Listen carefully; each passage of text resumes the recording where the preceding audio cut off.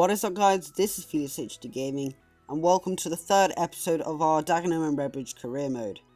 The first thing that would happen in this episode is we got a transfer offer for Alex Osborne. It's for a short-term loan. He's going to Yeovil. We really don't need him, he's not very good, so Yeovil come have him.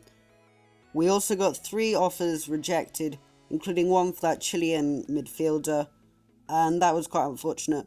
But now we come into a game against Plymouth Argyle in the Capital One Cup. Hopefully we can end our streak of no wins. But the first chance would actually come to them in the 6th minute, very early on, where Nelson would head into the goal from a corner. There was nothing I could really do about that. It was quite a good header. Maybe Lewington should have done better, as it was quite a slow header.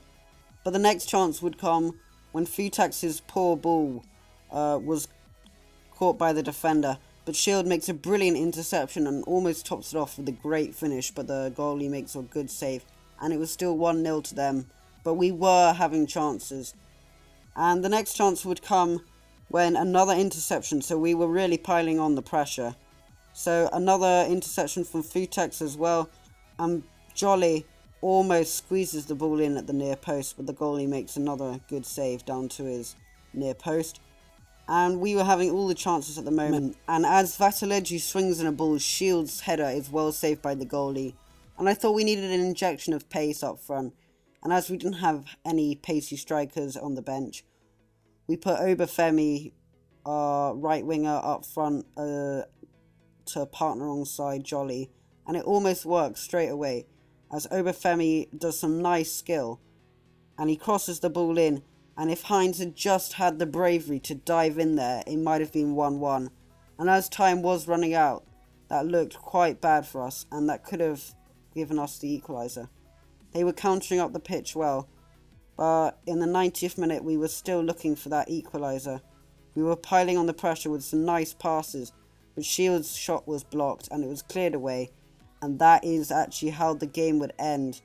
Despite all our best efforts, we could not break down the defence of Plymouth Argyle, and we are already out of the Capital One Cup. That is quite disappointing, but I'm not sure we could have got too far in it. I mean, it's quite a big competition with all the BPL teams in it. It would have been nice to get past the first round, but now we can focus on the league and maybe even the St John's Paint Trophy. But now we got our loan offer for Nico Brandenberger, a youth player we want on loan, accepted, and he is now in our squad. I'm not sure if he's going to be a first team player, but he is a talent for the future and hopefully he can bring quite a lot to our squad. Now we're going into another game again, and this time we are playing against Northampton, I think. Yep, Northampton. And this was going to be an interesting game because that was the ex-club of Akin Fenwa, so that is the only reason I recognise that badge. But hopefully we could get the win and end our losing streak. But as they were passing it around, we made a nice interception with Hoyt. He seems to get a lot of those interceptions, but unfortunately the finish was just saved by the goalie. And we had to wait to the 53rd minute till the next chance, as Jolly was played through, but his shot was well saved. And the follow-up was not able to come as they tackled us and it went out for a corner. But as the sub came in and the corner was played, Futax, our 6'5" striker, gets our first goal from an actual game, not just simming a match. And it was a very strong header into the far post.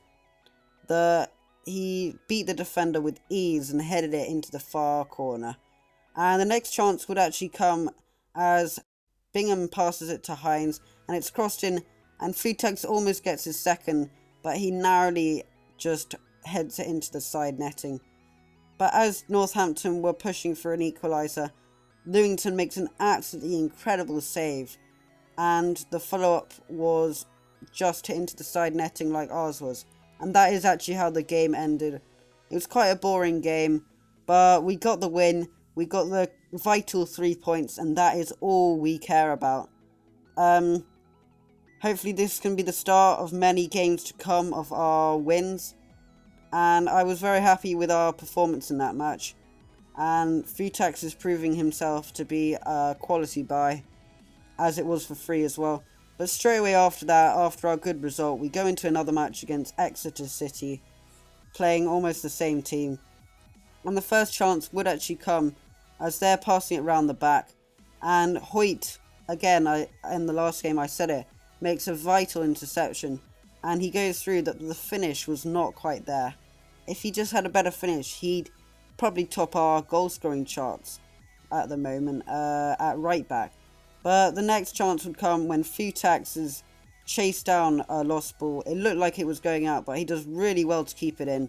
It comes to Hines, and he is shoved over by the defender, and the referee awards a penalty. Drama right at the start of this match. And if you look at it again, it is probably definitely a penalty. He controls it badly, and as Hines is going through, he just shoves him to the floor. The reason I was going through all the kick takers is I was really not feeling it with Futax. I thought if I took it with Futax, he'd almost definitely miss. But as I saw all the other players' stats, I thought I had to take it with him. And as we do it, he actually saved, but the ball had so much backspin on it that it managed to go into the back of the net. What a lucky goal. My doubts about taking the penalty with Futax almost came true as it was narrowly spun in. But it just shows if you put enough power on the penalty, then it can always go in, especially with the keepers of the standard of the league I'm in.